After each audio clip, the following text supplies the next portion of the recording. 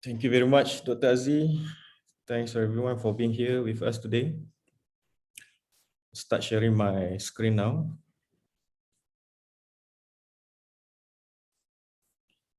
Okay, thank you very much everyone again.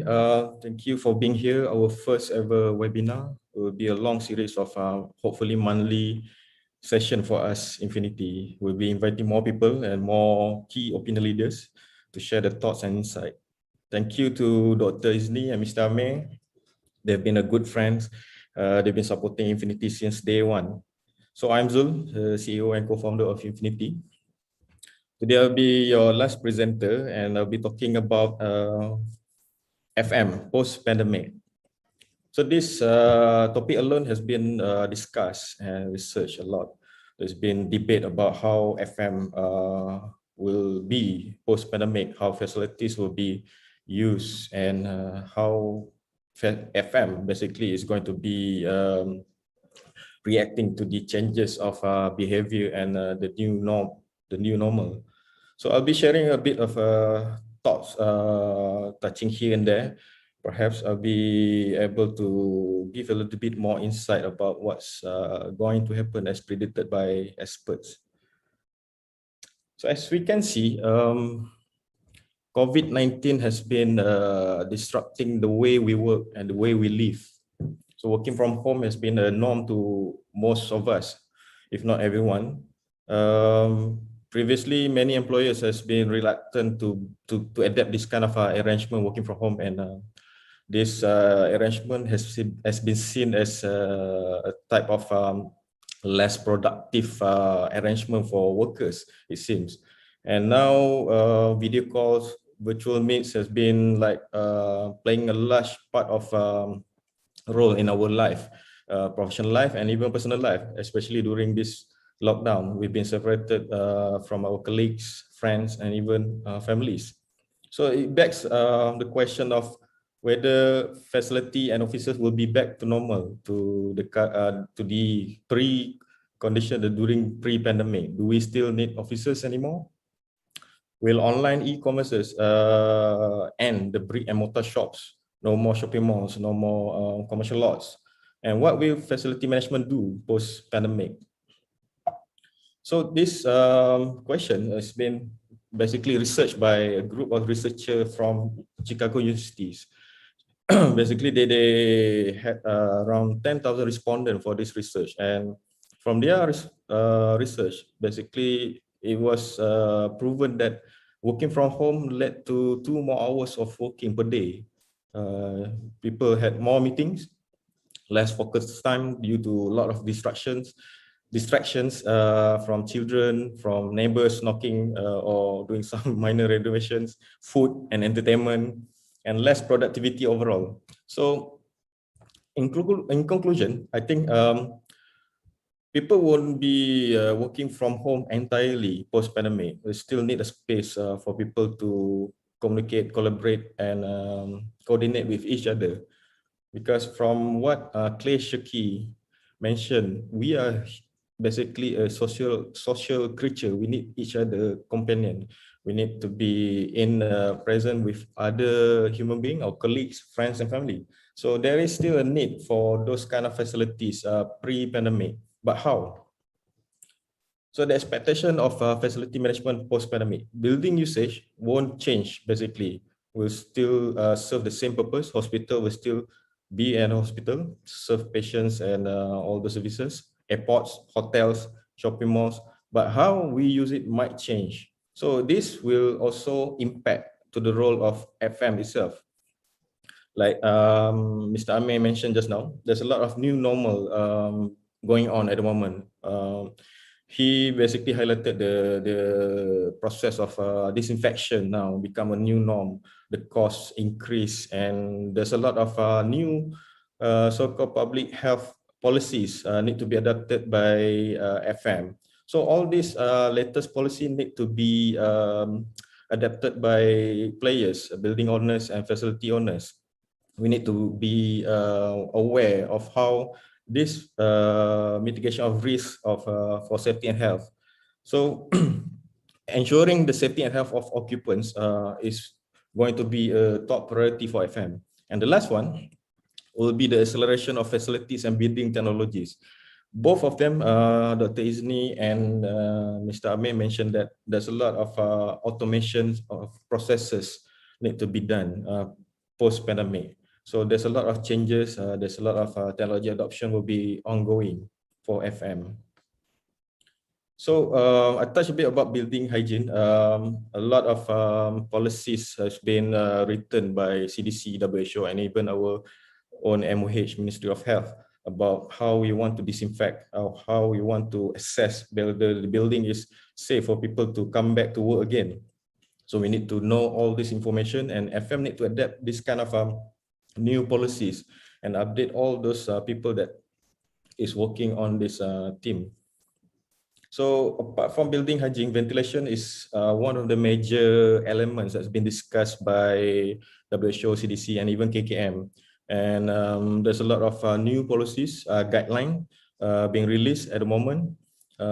We need to be aware about the risk of indoor infections is more higher than outdoors because of this viral, the concentration of viral particles for indoor environment.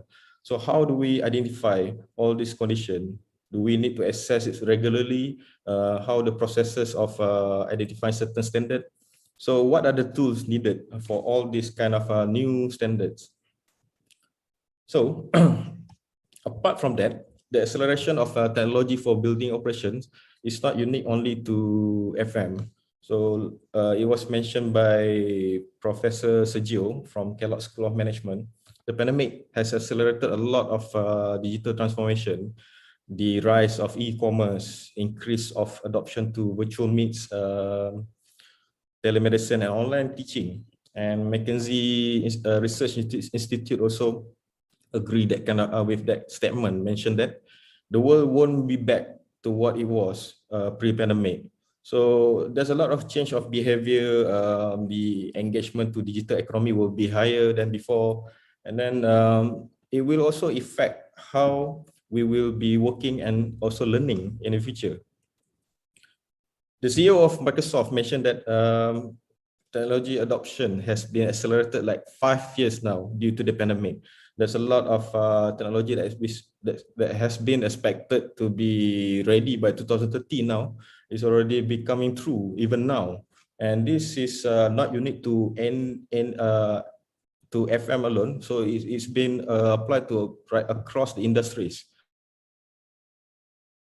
McKinsey, Asia Pacific alone has seen the rise of technology adoption like 54%, even during pandemic. And post-pandemic, it will see a lot of more increment of technology adoption to businesses. So how do we react to this in FM perspective?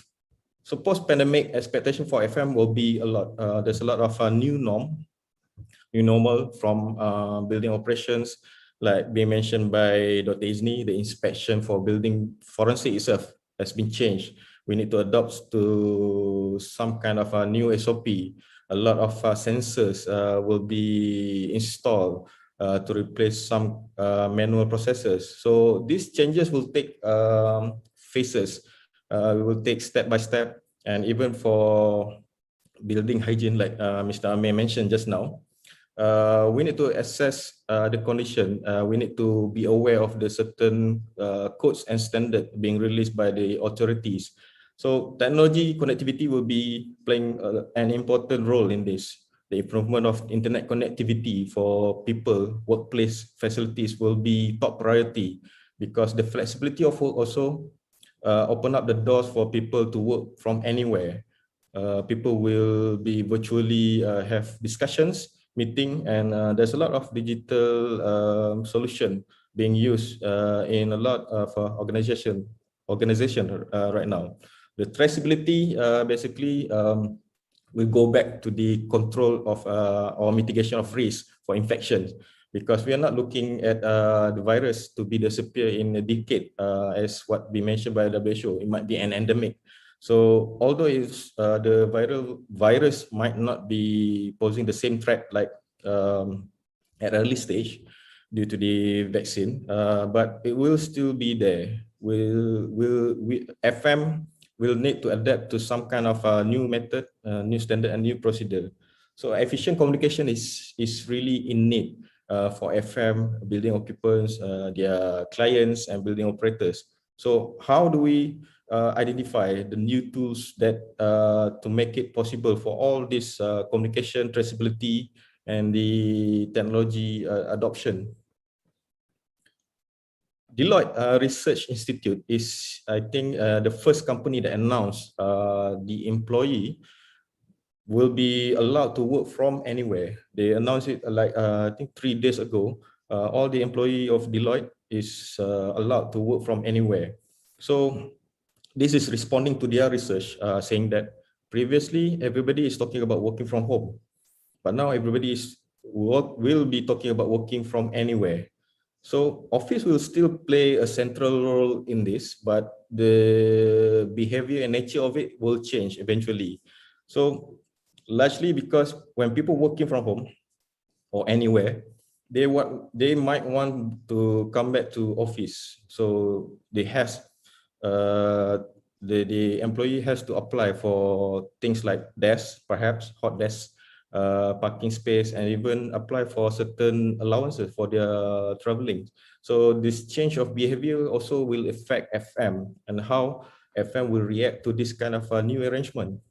So there's a lot of activities going on, changes, data created, and this behavior also will have to be reacted upon by FM.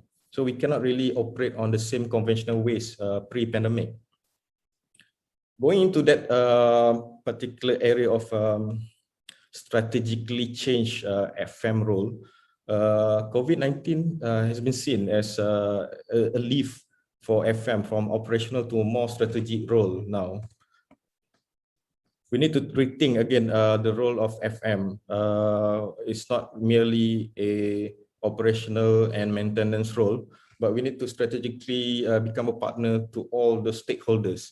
We need to assess, aware, we need to ensure the safety and health, and we need to comply to certain standard of building codes, perhaps by CDC, WHO. This is more than before, where we need to follow certain codes by building regulators like CIDBs and or JKR or Bomber. So when we talk about technology adoption, FM primarily need to assess the technology adoption model. Certain adoption of technology and digitalisation need to be audited. You cannot really come from a company where a minimum adoption of digital technology and just jump into BIM for FM. So we need to assess our digitalization level.